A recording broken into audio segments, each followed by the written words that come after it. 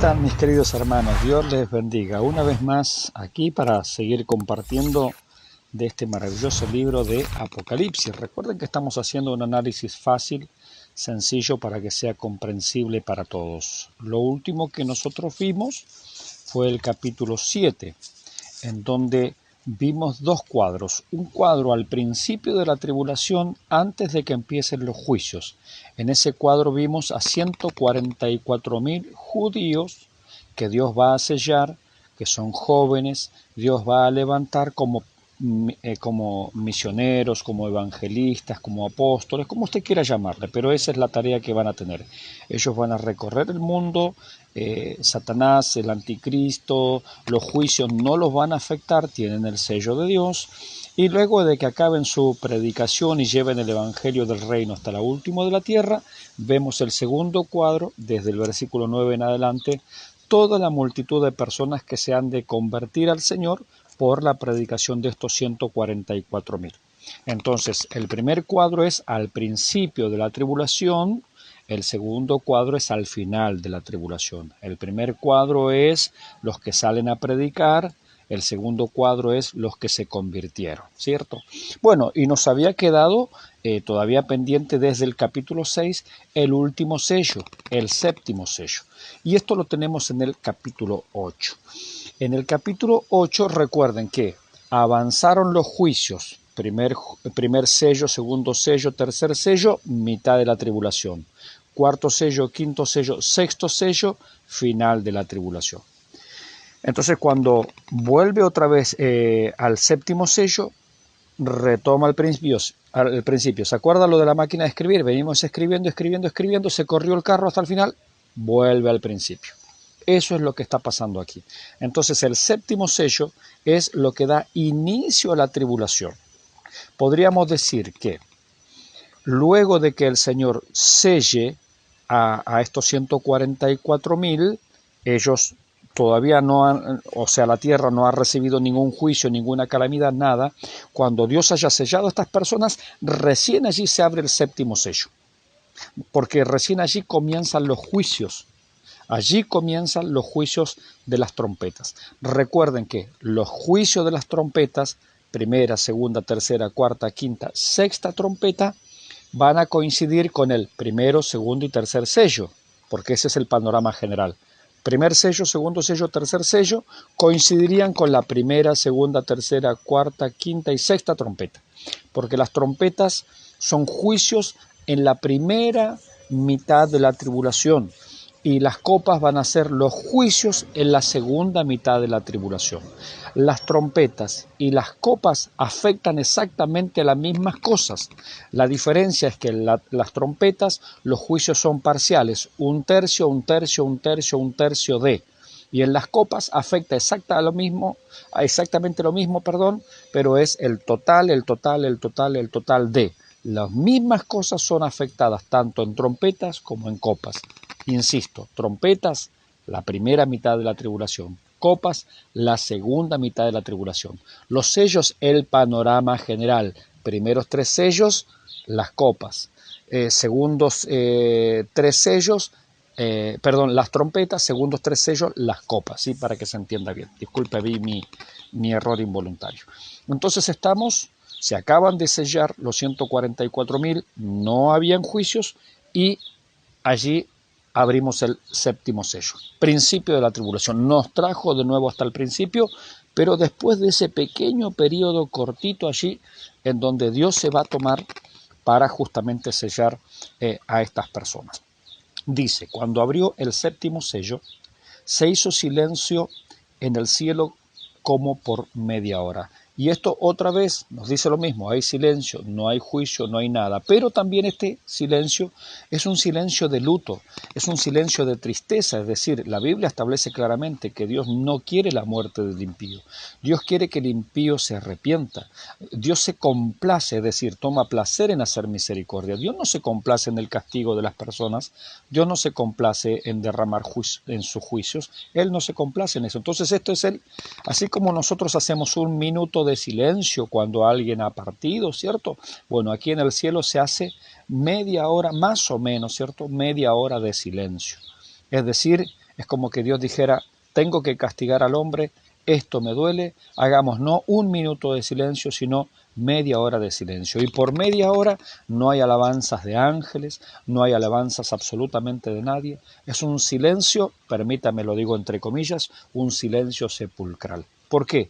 Porque Dios no se complace en que el hombre justamente reciba la ira de Dios. Pero aún así esta ira, como es la primera mitad de la tribulación, es una ira parcial.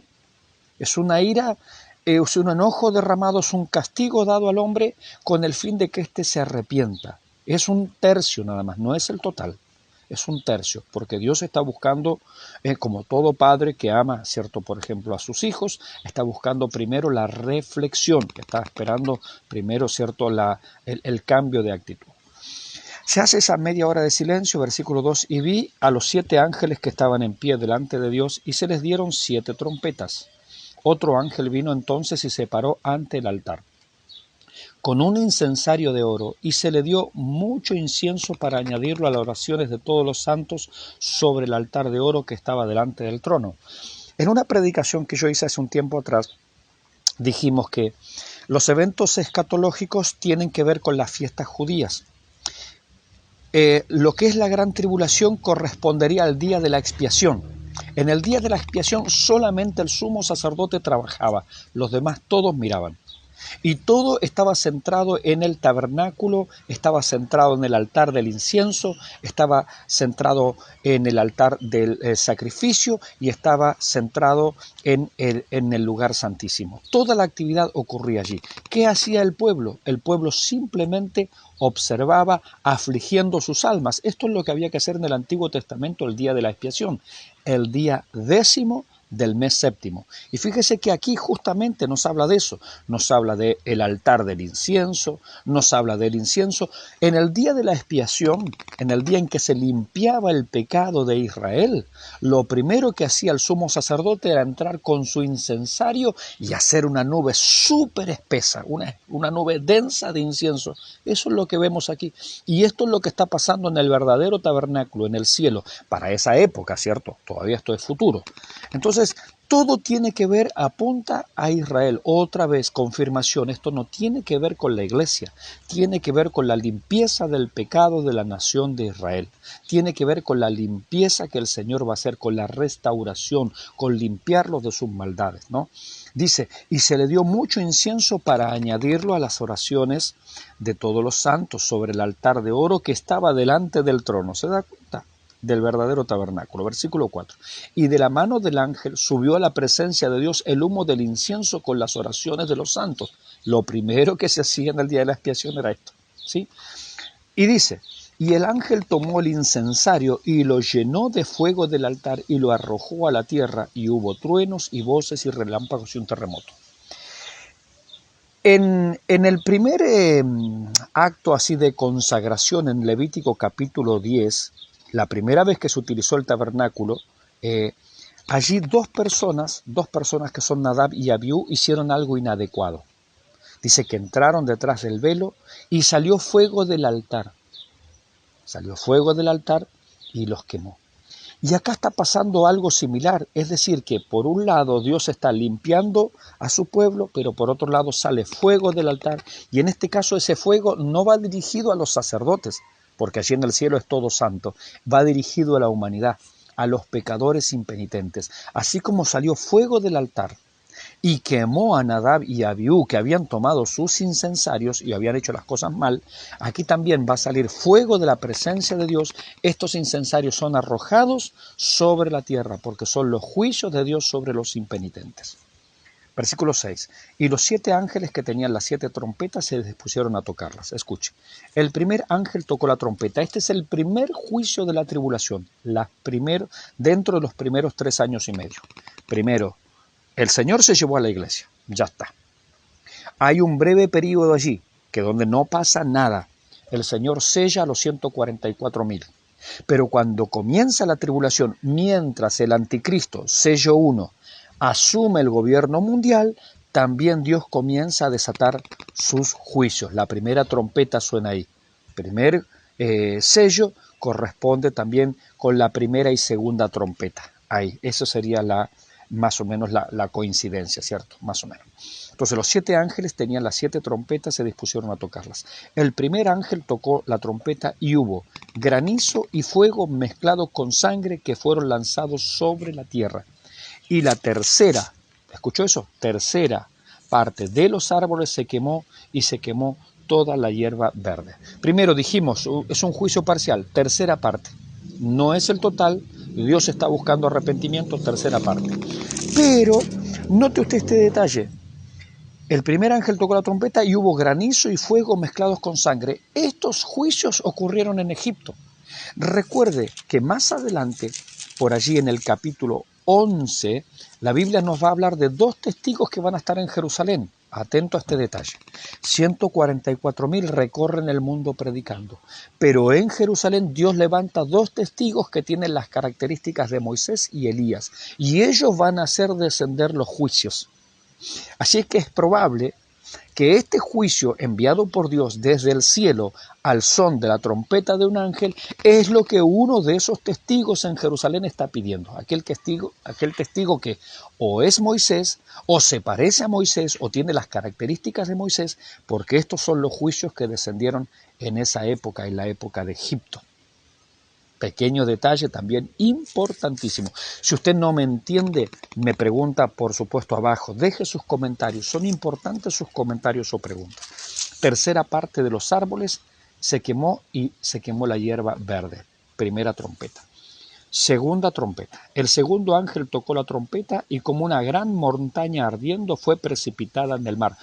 Esto puede ser un volcán, puede ser un misil, ¿cierto?, nuclear, no sabemos, el asunto es que es como una gran montaña ardiente, es decir, Juan ve algo que cae al mar, puede ser un asteroide, puede ser un volcán que explota, ¿cierto?, y sus cenizas y su lava se derrama sobre el mar, pero tiene que ser algo muy importante, puede ser un misil nuclear que cae en algún sector del mar, porque ahora vamos a ver el porqué. Dice, una gran montaña ardiendo. Él ve una bola de fuego como una montaña. Eso es lo que ve Juan. Se precipita en el mar. Y la tercera parte del mar, otra vez, tercera parte, juicio parcial. Entonces, la tercera parte del mar se convirtió en sangre. Y murió la tercera parte de los seres vivientes que estaban en el mar y la tercera parte de las naves fue destruida. Es decir, acá, o hay un tsunami, una explosión. Tiene que haber una explosión, tiene que haber algo para que la tercera parte de los peces y todo lo que vive en el mar muera, ¿cierto? Bien. El tercer ángel tocó la trompeta y cayó del cielo una gran estrella. Acá puede ser justamente el misil, si lo anterior era un volcán, vamos a suponer. Claro, acá no sabemos exactamente porque Juan está graficándonos algo, ¿no? Si la segunda trompeta era un volcán, el tercero entonces puede ser tranquilamente un misil. Escuche. El tercer ángel tocó la trompeta y cayó del cielo una gran estrella ardiendo como una antorcha. Acá yo creo que está el misil. Y cayó sobre la tercera parte de los ríos y sobre las fuentes de las aguas. Y el nombre de la estrella es Ajenjo. Ajenjo significa literalmente amargura, algo amargo. Puede ser tranquilamente justamente un misil nuclear que hace que se estropee el agua, que no se pueda tomar, como pasó en Chernóbil. Justamente, mire, Chernóbil en ruso significa ajenjo, o casualidad, ¿no? El nombre de la estrella es ajenjo, es decir, amargura. Puede ser justamente un misil nuclear. Y la tercera parte de las aguas se convirtieron en ajenjo, es decir, amargas. Y muchos hombres murieron a causa de esas aguas, claro, porque si están contaminadas de radiación. Si lo que ve, estamos diciendo un supuesto, esto es futuro, ¿cierto? Esto es futuro. Si eso fue algo nuclear, obviamente alguien toma agua contaminada, se muere. Te mueres, pero rápidamente. Porque se hicieron amargas, ajenjo, amargura. Chernóbil justamente es ajenjo en ruso. Versículo 12. El cuarto ángel tocó la trompeta y fue herida la tercera parte del sol, oscuridad. ¿Sí? Comenzó a haber una crisis de luminosidad. Bueno, puede ser justamente después de una gran explosión nuclear, porque todo ese polvo, más lo que había generado lo del volcán, si es que era un volcán, ¿no? eso obviamente es polvo en suspensión y eso hace que la visibilidad se vaya perdiendo, ¿no? Estamos suponiendo cosas, desde luego, no vamos a ser súper dogmático y tajante en nuestra interpretación. Dice, y la tercera parte del sol, la tercera parte de la luna y la tercera parte de las estrellas, para que se oscureciese la tercera parte de ellos y no hubiese luz en la tercera parte del día y asimismo de la noche. Es decir, hay un problema de luminosidad en el ambiente. Versículo 13, y miré y oí a un ángel volar por en medio del cielo diciendo a gran voz, ay, ay, ay de los que moran en la tierra, a causa de los otros toques de trompeta que están para sonar los 3 ángeles. Entonces, hasta aquí tenemos más o menos el 50% de la primera mitad, más o menos, ¿cierto? Pero todavía nos quedan 3 toques de trompeta más que los vamos a ver luego en el capítulo 9 y dicen que son todavía más serios, pero aún así son juicios parciales.